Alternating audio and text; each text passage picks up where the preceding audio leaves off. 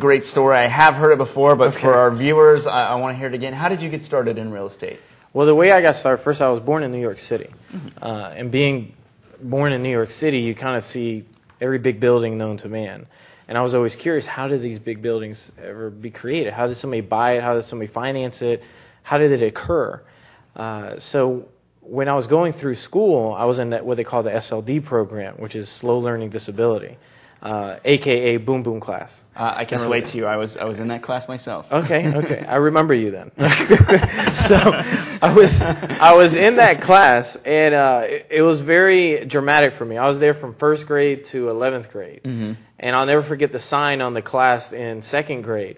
It was this huge motivational sign. It was probably one of the most motivational signs I'll ever remember, and I tell everybody about it. It said, right on the front of it, said, "Welcome slow learning disability students." Kind of that slap in the face every time you walk in the room. Huh? Exactly. So I knew one day in life I'm going to have to progress. So after I graduated high school, I went on to the military for 7 years of my career was in the military, in my adulthood. But while being in the military, I remember it was about 2 o'clock in the morning, and I watched the infomercial. I'm pretty sure everybody remembers the guy with the mustache and the short haircut, Russ Whitney. Yeah. And so I'm watching the show, and I said, you know what? I'm going to go to this free seminar. Because it said free seminar, you can go to a free seminar and learn about real estate.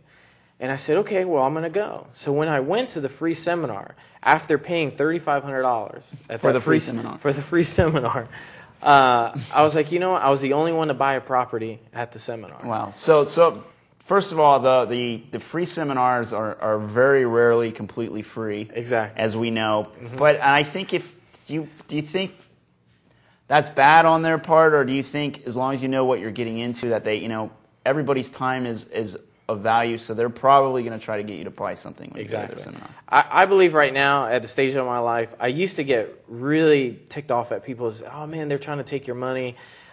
But right now I have a conglomerate of people that call me and stuff like that. And so I wish I had the time to give everybody the time that they needed to achieve their goals in real estate. Right. But honestly, if I gave them all my time, I wouldn't make any money doing what I do. So to me, I understand when they charge for a service, because you're really charging for somebody's time. Yeah, absolutely. And I used to work for a mentor for free for over a year. But I would do things for him because I wanted to trade my working for him 8 hours a day for his knowledge. And so it was a good trade-off. But a lot of times people can't trade that off, so they just want your knowledge. Not everybody can make that trade, obviously, since you still have to make a living while you're in the learning process. Exactly. It was very difficult, but to me, I wanted that. Now, you bought a property at that first seminar. How'd that deal go for you? It went horrible. I lost my whole life savings. It was one of those deals that I opened up the newspaper. At the time, I'm in the military, so just imagine. I believe I was a corporal in the military. I'm coming from Korea. I've been in the military myself, and I know corporals don't make that much money. Exactly. We don't make a lot of money. I wasn't married. I was, what's the word? I was just looking for all the women. Right. It wasn't. I found Miss Right now as opposed to Miss Right. Exactly. So at that time in my life, I really was just really messed up when it came to going to that seminar. I opened up the newspaper and I said, you know what? Let me find the first thing that says good deal. And so I found one. I said, great deal. That was the headline. That was the headline. And to me, in the state of mind of being in the military, everybody has integrity, everybody has loyalty, everybody has self-service. I didn't think anybody lied, just because I just came back from Korea at the time. Right. And so when I called him, I said, hey, I heard this is a great deal. He said, yeah, it is a great deal. And I said, okay, great. I said, can we see it? So we saw the property. I bought it. End of the day, I bought it for $76,000 or $78,000.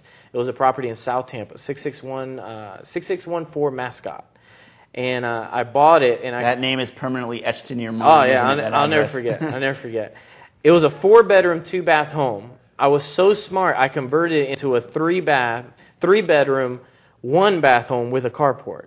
Ooh, yeah, okay. Really smart guy. So, and I didn't understand about closing costs. I was so prideful. I didn't ask anybody. I said, "Oh, I can do that." You know, I saw the people in the infomercial. If they could do it, I'm smarter than they are. You know, I'm a corporal in the military. I'm good.